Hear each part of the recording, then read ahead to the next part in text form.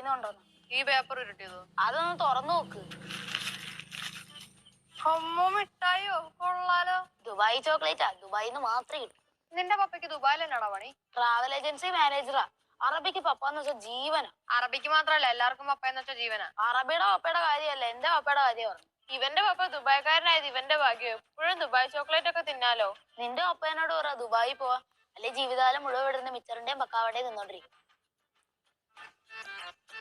പോട്ടടി, വിഷമിക്കണ്ട. ജന്മനാ കിളി പോയ അവൻ എന്തെങ്കിലും പറഞ്ഞെന്ന് വെച്ച് പാരമ്പര്യമായിട്ട് കിളിരഹിതയായ നീ വേണ്ട അതൊക്കെ ക്ഷമിക്കാൻ.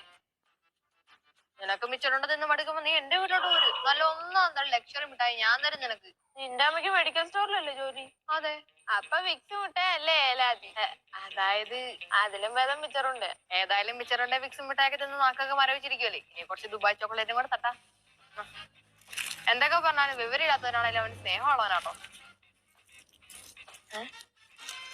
ഇതിൽ അറബിയൊന്നുമില്ലല്ലോ. അറബി ദുബായിലല്ലേ? അതാണോ ഞാൻ പറഞ്ഞേ. ഈ ഗൾഫിൽ നിന്നുണ്ടോ മിഠായിലൊക്കെ അറബിയിൽ എന്തെങ്കിലും എഴുതിയിട്ടുണ്ടോ? പക്ഷെ ഇതിലതില്ല. ദാനം കിട്ടിയ ഫോറിൻ മിഠായിയുടെ ലേബല് വായിച്ചു നോക്കരുന്ന കാരണവന്മാരൊക്കെ പറഞ്ഞിട്ടുള്ളത്. ചിലക്കാതിരി നോക്കട്ട്. പൊന്നൂസ് സ്വീറ്റ്സ് കളമശ്ശേരി. എന്താ തേടി നോക്കടി. പൊന്നൂസ് സ്വീറ്റ്സ് കളമശ്ശേരി. ഈ ദുബായിൽ എവിടാടി കളമശ്ശേരി? നീ ഒന്നുകൂടെ വായിച്ചു നോക്കിയേ, ചിലപ്പോ കരാമശ്ശേരിന്നും അല്ലായിരിക്കും. ഉണ്ടാ, അവന്റെ ദുബായിലൊന്നും അല്ല, ഇവിടെ എറണാകുളത്തെങ്ങാണ്ടാണ്. ഇതേ നോക്കി. എ പ്രൊഡക്റ്റ് ഓഫ് ദീപം കുടുംബശ്രീ. ഈ ദുബായിൽ എവിടെയാണ് കുടുംബശ്രീ? ചിലപ്പോ കാണും, അവിടെ സ്ത്രീകളൊക്കെ ഉള്ളതല്ലേ. ഓ, മിച്ചറുണ്ട തിന്ന് നിന്റെ ഉള്ള ബുദ്ധി കൂടെ പോയോ? എടി കോപ്പ, അവൻ എങ്ങാണ്ടെന്ന് കുറെ മിഠായി മേടിച്ചോണ്ട് വന്നിട്ട് ഇവിടെ വന്ന് ചുമ്മാ തള്ളിയാന്ന്. ഇമേജ് വർദ്ധിപ്പിക്കാൻ, പെൺപിള്ളേരെ ഇംപ്രസ് ചെയ്യാൻ. എടാ കള്ള ട്രാവൽ ഏജൻസി. ഏതായാലും കളമശ്ശേരി അറബിയെ ഞാനൊന്ന് കാണുന്നുണ്ട്.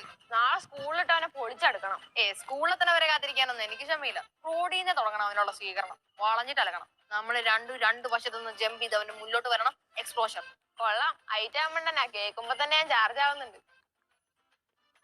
ഹബീബി, വെൽക്കം ടു കളമശ്ശേരി.